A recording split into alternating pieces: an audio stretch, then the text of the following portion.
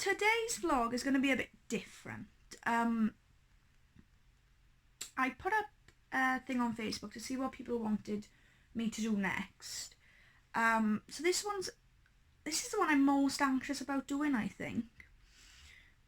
Because it's real. Well, everything's real that I do, but this is something I find quite hard to talk about, but it should be talked about more. And it's wrong of me to feel ashamed for talking about it, because it's who I am. And I think that's really important to understand that, yeah, I do suffer with my mental health, but it's part of me, you know? Oh, I'd like it not to be part of me, but it is. And it's as simple as that. So I thought we could talk about first, like, some of my experiences with mental illness, and then what I do to cope.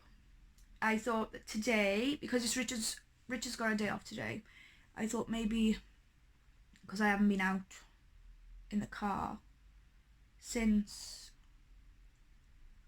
last Thursday, I think, and it's Wednesday now, so it's been quite a while. I have gone out, just taking the kids to school, and I did go down the shop and things like that, which is good, because sometimes when I'm going through a few weeks or a few months of a certain like an attack, I suppose, I don't go anywhere at all. Nowhere. I just stay here. Usually stay upstairs for most part of the day until the kids come home from school, because if I'm on my own, I don't need to show anybody else how I'm feeling, or I'm going to pretend to be okay if I'm not okay. So we'll start from the beginning. As far back as I can remember, I've always been an anxious child. Always. I had, separation anxiety, going to school and things, but that's quite normal for a child to have. So I'm not saying that's not normal. It is. My children, they don't. I think they like to get rid of me for a couple of hours while they're in school, to be honest. I think I do their head in. Anyway, growing up, I was anxious. I used to worry excessively about things. I'd overthink. But it never really got in the way of me doing anything. I could go to school. I used to go to placement. I'd go out with my friends every single day. It never used to stop me from doing what I wanted. Not like now. So fast forward, when I met Richard, that was in 2012. And we moved into our first house in beginning in December 2013. And I had a job at the time. I was working in a school. I was in the kitchen. I loved it. And it was only 2 hours a day. It was a good job. I liked it. Richard was working full time. And I think when we moved out, something switched in my brain. I wasn't eating. I kept being sick. I broke down in work. I thought, what is going on? What is going on with me? I got this tight knot in my stomach. I don't like this. Anyway, everyone kept saying to me, Anna, it's because it's a big change, You've got your own place now. And yeah, I could understand that. I thought, yeah, that's what it is. And I was fine. A couple of weeks, settled in, brilliant. Then a few weeks later, I fell pregnant on one. And we moved into our first proper house, because we lived in a masonette in Ferndale. Things were going good, until I started to obsess. And I think that's normal as well, for a pregnant woman to obsess, over a baby. You don't know what's going on, you haven't had a scan yet, it's fine. Well, it got to a point where I was phoning Richard in work. I kept feeling weird. I can't explain the way I was feeling, I just felt weird. Like, weird. I still can't explain the feeling now when it happens. I felt out of it. Completely not with it at all. I couldn't go anywhere on my own again. again, well, I used to go places on my own, but what I mean is, the first time I couldn't go anywhere on my own. I felt like I was going to pass out. I just felt really ill. Not ill, just a strange, overwhelming sense of something is not right. So, sorry, I went to the doctors. No, I didn't. I'm lying. So long ago. Anyways, it got to a point where I was obsessing over everything, and I just wanted my mum. And it was my 19th birthday, and I went to stay with my mother for a couple of days. And that, to me, I was just constantly crying. I couldn't eat, I couldn't sleep, nothing. So a couple of days later, I came home and I was a lot better. I think I needed the break. But then I started getting anxious again. So I went to see my consultant, and he prescribed some iron tablets for me feeling, dizzy and faint and things. And they seemed to work. I needed them, but I think they also acted as a placebo effect in the way I was feeling. I blamed everything on that iron. So I felt a lot better throughout my whole pregnancy. Thought it was brilliant. Then I gave birth to one on the 13th of October. And things went down from there. I was a long labour. Very long. I was so tired. And when we went to the ward, I just remember turning my back on him and thinking, I'm just so tired, I can't even think straight, I can't do anything. And so when we came home, I started having intrusive thoughts when we came home from the hospital. Like I would never ever have hurt him, ever. I know everybody says that, but trying to explain that to a doctor, they don't believe you, do they? I was having awful thoughts. I wouldn't pick him up, I wouldn't change him, I wouldn't bath him, I wouldn't do nothing. And I had a bad experience with our doctor. She, instead of helping me, phoned social services on me, and he was only 4 days old. So that was quite hard. She sent me down to the Royal Glam Mental Health Centre. They were quite shocked when I went down and told them exactly what had happened, and they pretty much said, I'm sorry, you have got postnatal depression, and why they couldn't see that. Anyway, social services, they were fine. They came, they went, case dismissed 2 days later. Simple as that. Then things got better. Things got a lot better. When Ewan was about... we moved again. I know.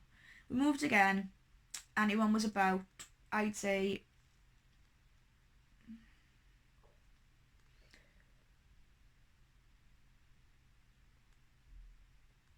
9 or 10 months. And I started to feel, the feeling started creeping back in. Creeping, very slowly, but it was there. I mean, Richard was working full time. I find it very hard to adjust having not a newborn anymore, because I find newborns so much easier than, like, when kids are crawling around and running around and whatever. And I used to spend a lot of time down my mum's when he was in work, and then he used to pick me and the baby up there, and on his way back. And I just had a complete meltdown one day. We went to the doctors again, and she said, right, Anna... No, before this, I'd already tried counselling when Ewan was about 3 months old, and that worked, that helped a lot. So I went to the doctor. And she said, look, do you want to try counselling? I said, look, I've done it. Can't do it anymore. So she said, I'm going to put you on fluoxetine, I think it was called. I thought, great, brilliant. Finally, getting somewhere. She said, it'll take a couple of weeks to kick in. You'll feel worse before you feel better. I thought, oh, right, okay. Don't know what's going on with my eyebrow. One keeps going up and the other one keeps going down. Anyway, the tablets didn't agree with me at all. I'd only taken them a couple of days and I had a complete nervous breakdown. And I mean a complete and utter nervous breakdown. I couldn't even walk. I had to go and stay with my mother again. I was phoning her 2, 3, 4 o'clock in the morning. Richard take me down before work at like 6 o'clock with the baby. I just cried all day, all night. Couldn't sleep. I was walking up and down, up and down. I can't explain it any different than being completely hysterical all the time. Every time I shut my eyes, I could see myself in an hospital bed. It was dreadful. It was the worst time in my entire life. And I never, ever want to go back to that place again. You know, Richard physically had to carry me because I was so weak I couldn't eat. I just couldn't do anything. It was ridiculous. Anyway, I came off the tablet after about a week. So I must have had a really bad experience with them. We went to Cornwall for a couple of days. And when I came back, I started to feel a little bit better. And things were good for a long, long time. I got pregnant with Evie just after everyone's first birthday. I got pregnant with Evie. And then I had her in July 2014. Now that was quite a hard year because we had to move house to the one we're currently in. We had 8 weeks to move. I was pregnant, and 8 weeks later, after she was born, we were getting married. So I thought that was going to tip me completely over the edge. It didn't. Surprisingly, it didn't. And we got married and things were great. I started uni then in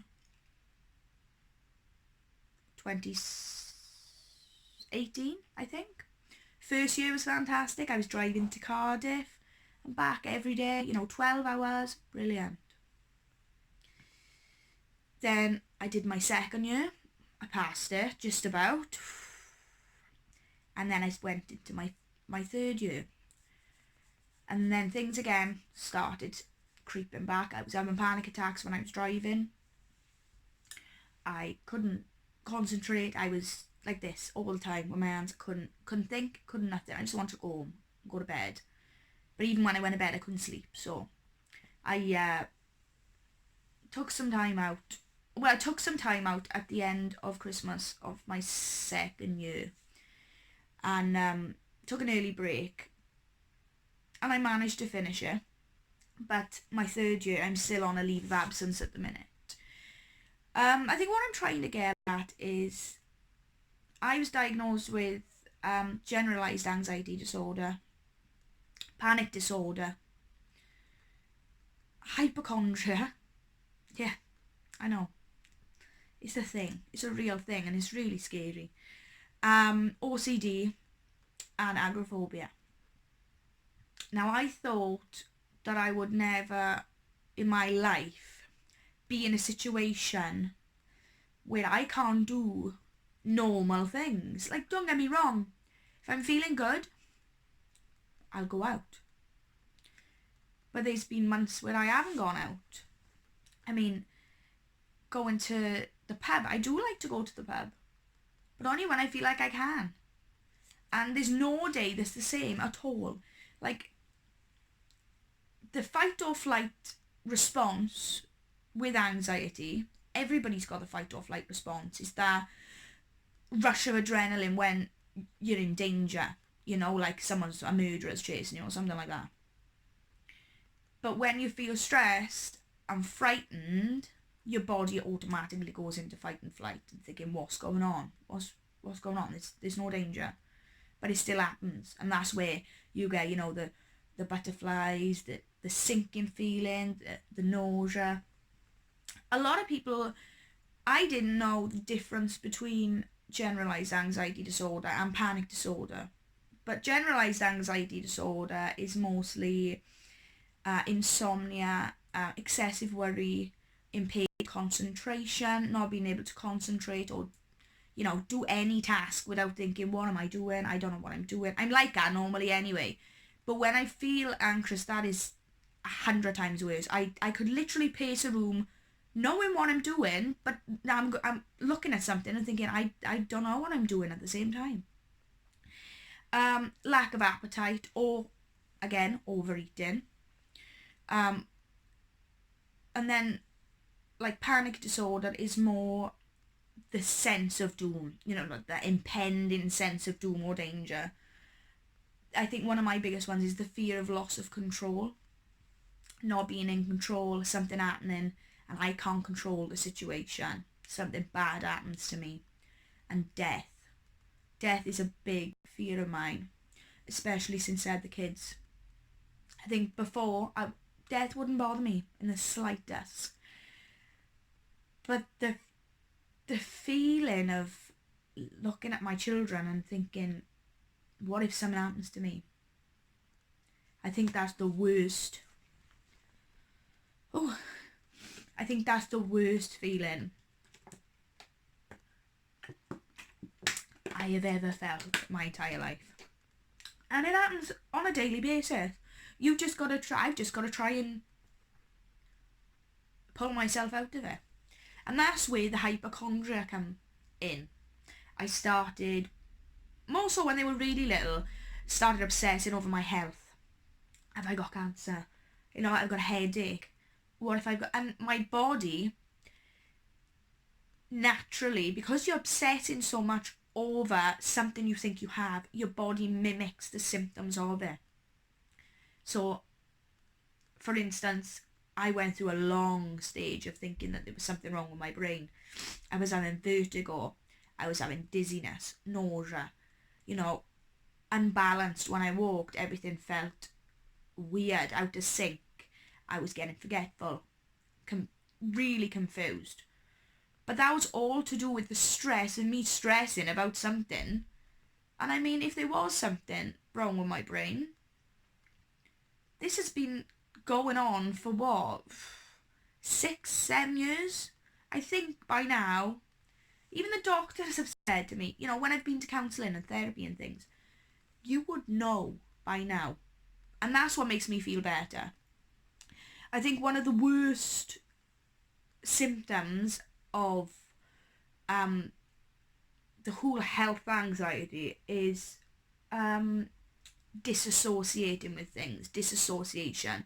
I always thought, well, I had it since I was a child. When you like sit there and you're like, I'm actually doing this.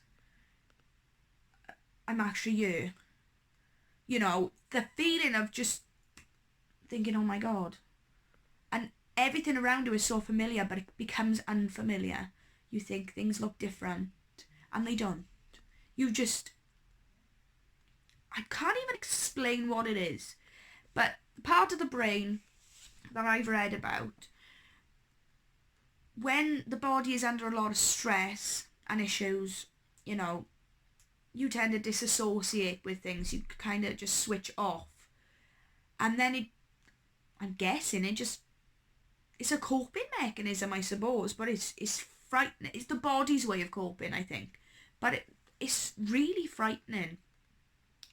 And I think with the health anxiety and the hypochondria, that's what the agoraphobia. Frightened of going out on my own or going out with anything and something happening to me when I'm out. And it's strange because if something was to happen to me, if I got hit by a car or, I don't know, struck by lightning, I want people to be around me, But in the house, I could be on my own for hours and hours and I'd feel okay with that. Even though if something did happen, like, I don't know, the oven blew up on me or, I burnt myself or I fell down the stairs, there'd be nobody here. But I still feel better about being on my own. And I don't know whether that's being afraid of being, humiliated, I suppose, but it's not humiliating. So I don't know where that's come from. I really don't. So yeah, also OCD is one of the biggest issues in my life at the moment. Obsessive compulsive disorder.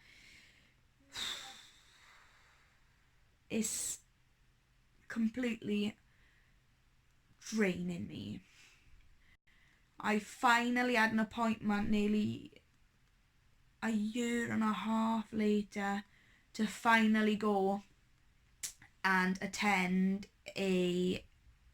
it's through the primary mental health care team, a OCD support group, which is run by psychotherapists, which is going to be hard to not ritualize and do everything that I do, because in my head, if I don't touch that a certain amount of times, I don't do this, I don't do that, something will happen to your kids. It will. Or Richard. And in my head, I'm not risking that. If I got to stand in by that wardrobe and touch it for an hour, I will. But it's not real. The brain is such a powerful thing, and it is scary. And it is complex. And just simple things I miss, about, like, if somebody says to you, Richard and the kids want to come to the cafe for food, I'm like, no, I can't. I can't just get up and go. I need to know about things. And then that makes me feel like the worst parent in the world, because I can't do simple things like that. Said I wasn't going to get bloody upset, and look at me.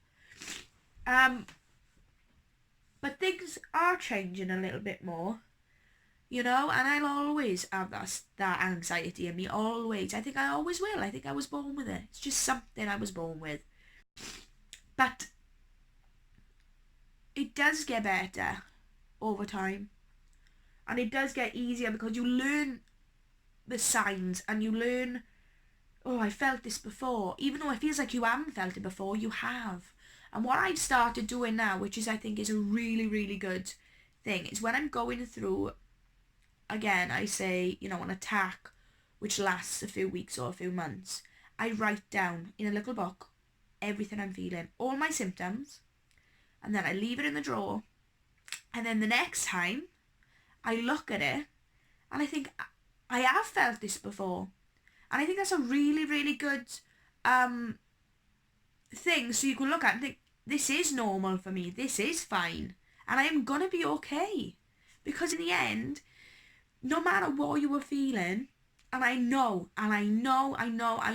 what it's like to think that you are the only person in the world that feels the way you do. But you're not. It took me a long, long time to accept that. And it does make you feel better to know that you're not on your own. I'm not an expert. I'm not. I'm just showing you and telling you my experiences with anxiety. And, depression as well, because it runs alongside anxiety. I'm not on any medication now. I'm trying more holistic approaches. Meditation, yoga, CBD oil, and things like that. I'm really looking forward to starting my cognitive behavioural therapy for my OCD, because that should help my anxiety as well. Fingers crossed. So I'm gonna wrap it up here for now, and then if I head out later on, I'll bring you with me. And I hope that I was alright, because I was really worried about doing this. But I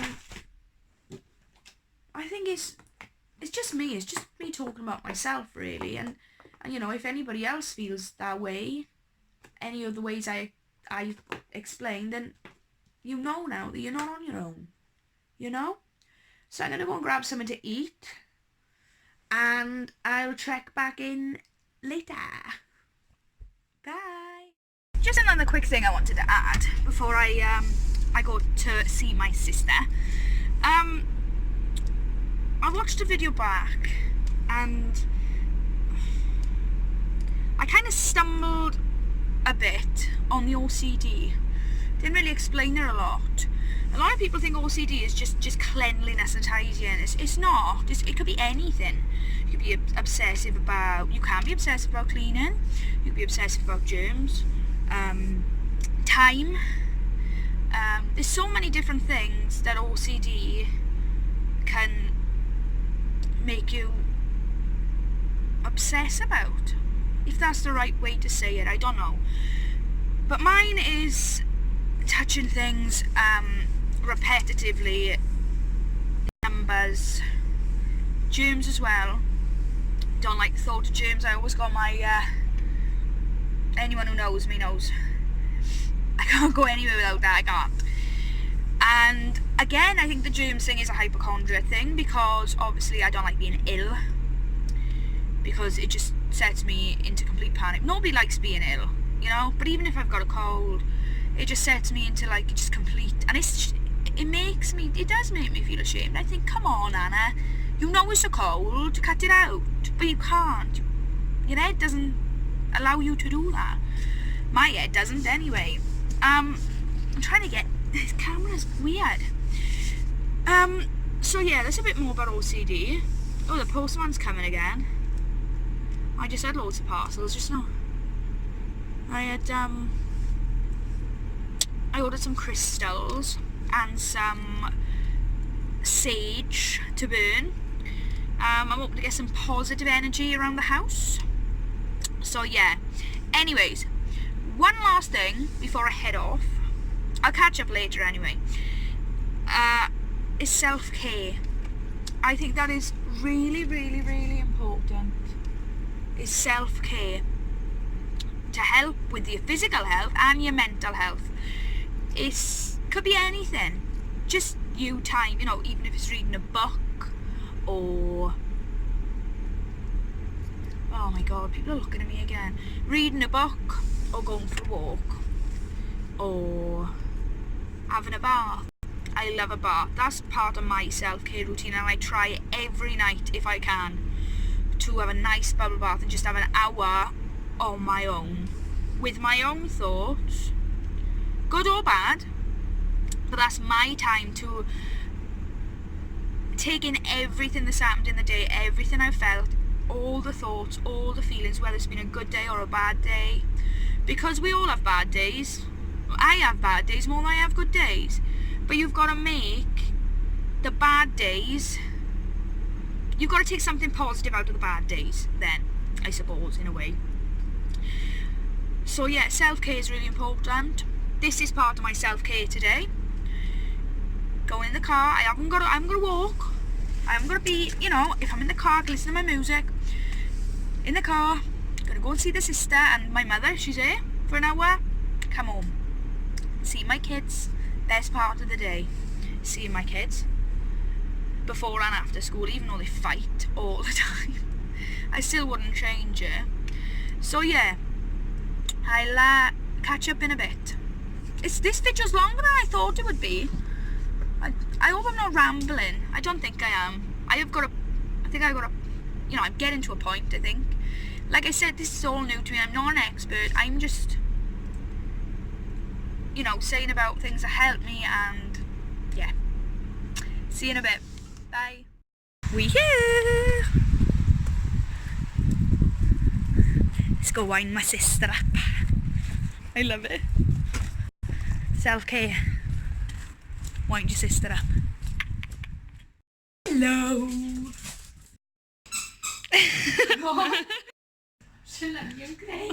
Where are you going, Ed? Where is it, Doris?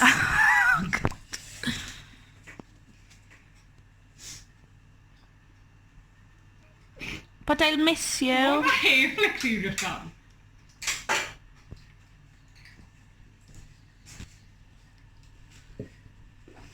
Bye. Oh. Hello, Jimmy. Ugh, you snobbed on me. Say hi. Say hi. Now you make him look like he's on drugs. What are you doing? What are you doing, Anne? Finally home with my lads. Say hi. Hi. Evie's copying me again. She always does. What are you watching? Barbie. Barbie. And Where's it one? upstairs On your Xbox. on the Xbox. I'm going to cook the tea now. Stop copying me! Today was a good day. It was a good vlog. I hope that you all like it. And if I've missed anything out, please let me know, because I do ramble sometimes. I suppose there's spot in the mouth. You're right, though. Anyway, I'm going to sort the tea, have a nice bath. And tomorrow I'm taking... You're not in a shower. I'm taking Nan shopping again, but it's going to be a bit more challenging tomorrow because she's asked me to go out for food as well. I don't do that. I don't go out for food very often. So, it should be good. Anyways, please subscribe to my channel if you can. Like it. If you like the video, like it. If you don't like it, thumbs down. Simple as that. Down. Thumbs down. Hi, can you visit? Right, bye guys. Bye Say bye. bye. Bye. Ta-ra. Not even Ta-ra. Ta-ra.